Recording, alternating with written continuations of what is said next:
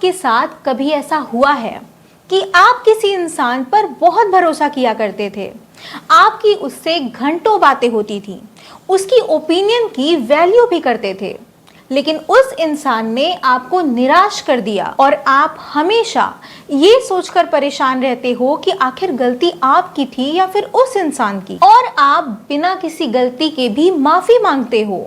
अगर हाँ, तो समझ जाइए कि आप एक मैनिपुलेटर यानी एक चालाक और छल कपट से भरे हुए इंसान से डील कर रहे हो। ये मैनिपुलेशन हम में से कई लोगों के साथ होती है, पर हम समझ नहीं पाते और इसका शिकार होते चले जाते हैं। परिणाम ये होता है कि हमारा कॉन्फिडेंस खत्म होने लगता है, हम सेल्फ डाउट में आ जाते हैं, कभी सही डिसीजंस नहीं ले पाते क्योंकि हमारी सेल्फ स्टीम और प्रॉब्लम सॉल्विंग एबिलिटी कम होने लगती है। तो ये जरूरी है कि हम ऐसे चालाक लोगों के मैनिपुलेशन गेम को समझें। इसलिए आज मैं आपको बताऊंगी 2 ऐसे बड़े साइकोलॉजिकल साइंस जिससे आप तुरंत पहचान जाओगे कि सामने वाला इंसान मैनिपुलेटिव नेचर का है। और हाँ, वीडियो के एंड तक बने रहिएगा क्योंकि मैं आपको बताऊंगी कि इन लोगों से कैसे डील किया जाए और कैसे अपनी बाउंड्री सेट करें जिससे आप दोबारा किसी के मैनिपुलेशन गेम में, इमोशनल ट्रैप में ना फंसे। मैं हूं आरुषि, आपकी दोस्त, और अगर आपने चैनल को अभी तक सब्सक्राइब नहीं किया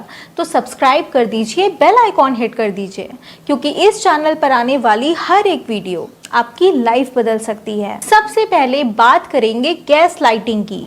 ये मैनिपुलेशन की एक ऐसी टेक्निक है जिसमें मैनिपुलेटर सामने वाले को खुद पर ही शक करने पर मजबूर कर देता है, लेकिन इतने शांत और स्मार्ट तरीके से कि आपको शक भी नहीं होता कि आप मैनिपुलेट हो रहे हो। उसका मेन एम होता है आपको अपने ही परसेप्शन, अपनी ही मेमोरी पर शक करवाना जिससे वो आपको कंट्रोल कर सके। गैस लाइटर बार बार ऐसे सेंटेंसेस यूज करता है कि तुम भूल गए हो, तुम्हें याद नहीं है, तुम ओवर रिएक्ट कर रहे हो, मैंने तो ऐसा कुछ बोला ही नहीं, जिससे धीरे धीरे आपको लगने लगता है कि शायद सच में आप ही गलत हो। ये एक तरह का मेंटल कंट्रोल गेम होता है जिसमें विक्टिम अपनी ही रियलिटी से डिस्कनेक्ट होने लगता है। क्या आप जानते हैं कि ये नाम कहां से आया? तो इस प्रोसेस का नाम गैसलाइट नाम की एक फिल्म से आया जिसमें हस्बैंड अपनी वाइफ को पागल साबित करने के लिए घर की लाइट को कम और ज्यादा करता था और कहता था कि कुछ नहीं बदला, लाइट बिल्कुल सेम है। इस फिल्म की कहानी से दुनिया ने एक साइकोलॉजिकल टर्म पाया, गैस लाइटिंग, जिसका मतलब है कि किसी के दिमाग में कंफ्यूजन क्रिएट करके उस इंसान को मैनिपुलेट करना। जितना आप देखते हो उससे कई ज्यादा एक गैस लाइटर आपको देखता है, परखता है, आपकी कमजोरियों को समझता है और फिर उन्हें ही अपना वेपन बनाता है। वो सिंपैथी लेकर, झूठ बोलकर, गिल्ट देकर आपको अपने हिसाब से चलाता है। कभी वो आपके कॉन्फिडेंस को तोड़ता है तो कभी आपकी फीलिंग्स को ड्रामा कह के छोटा बना देता है जिससे आप उस पर पूरी तरह से डिपेंडेंट हो जाओ। धीरे धीरे आप हर छोटी बात में गैस लाइटर से अप्रूवल लेने लगते हो क्योंकि आपको लगता है कि बिना उसके आप सही डिसीजंस नहीं ले सकते। ये कंडीशन इमोशनल अब्यूज का सबसे डेंजरस फॉर्म है क्योंकि यहाँ कोई आपको मारता नहीं, आप पर चिल्लाता नहीं, लेकिन फिर भी मैनिपुलेटर एक ऐसा माइंड गेम खेलता है जिससे आप अंदर से बिखर जाते हो, टूट जाते हो। रिसर्च के अकॉर्डिंग ऐसे मैनिपुलेशन से गुजरते हुए लोग अपनी सेल्फ एस्टीम, मेमोरी और मेंटल क्लैरिटी खो देते हैं। उन्हें लगने लगता है कि वो हमेशा गलत होते हैं और उसी मोमेंट से एक मैनिपुलेटर जीत जाता है। ये टेक्निक ज्यादातर टॉक्सिक रिलेशनशिप्स, पॉलिटिक्स या फिर कंट्रोलिंग पेरेंट्स के केसेस में देखी जाती है। इससे बचने का एक ही रास्ता है, अपने परसेप्शन पर ट्रस्ट करना और बाउंड्री सेट करना। जब आपको लगे कि कोई बार बार आपकी रियलिटी को क्वेश्चन कर रहा है तो खुद पर कॉन्फिडेंस रखो और किसी ऐसे ट्रस्टेड पर्सन से बात करो जो सच में आपका वेल विशर हो, क्योंकि गैस लाइटर की पावर तब तक चलती है जब तक आप उसकी हर बात को सच मान लेते हो।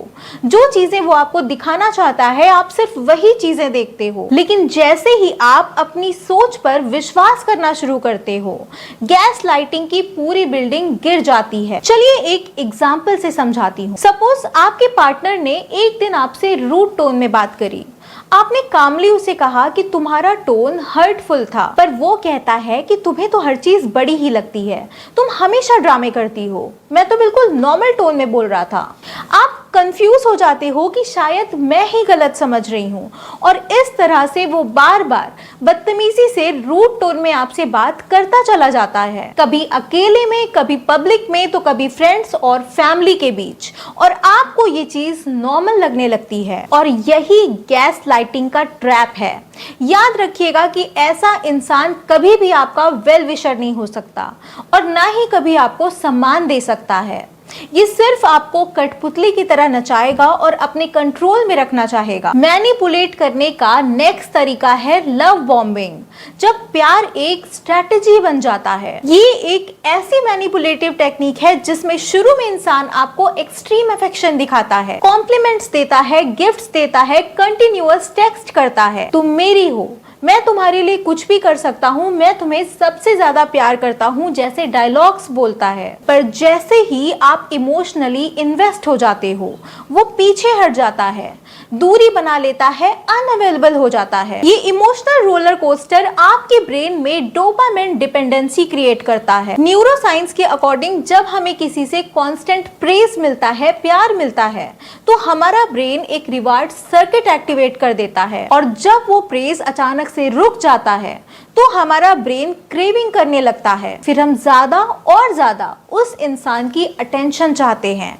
और इसी क्रेविंग का मैनिपुलेटर फायदा उठाता है। लव बॉम्बिंग का सबसे बड़ा नुकसान ये है कि ये इंसान की ट्रस्ट और सेल्फ वर्थ को तोड़ कर रख देता है। जब इतना इंटेंस प्यार अचानक से ही कोल्डनेस में बदल जाता है, तो इंसान के अंदर एक इमोशनल वैक्यूम बन जाता है। उसे लगने लगता है कि वो ही प्रॉब्लम है, उसे और ज्यादा प्यार दिखाना चाहिए और ज्यादा प्रूव करना चाहिए, और इसी गिल्ट के चलते वो और भी ज्यादा कंट्रोल होने लगता है। लव बॉम्बर कभी सच में प्यार नहीं करता, क्योंकि वो एक इमोशनल इन्वेस्टर नहीं बल्कि इमोशनल ट्रेडर होता है। इससे बचने का एक ही तरीका है, पेस स्लो रखो, ऑब्जर्व करो, और अपने इमोशंस पर लॉजिक का बैलेंस बना कर रखो। समय दो, तुरंत ही भावनाओं में बह नहीं जाना है। ये थी वो बातें जिन्हें समझकर आप एक चालाक और दुष्ट इंसान के जाल में फंसने से बच सकते हो। तो आज के लिए बस इतना ही।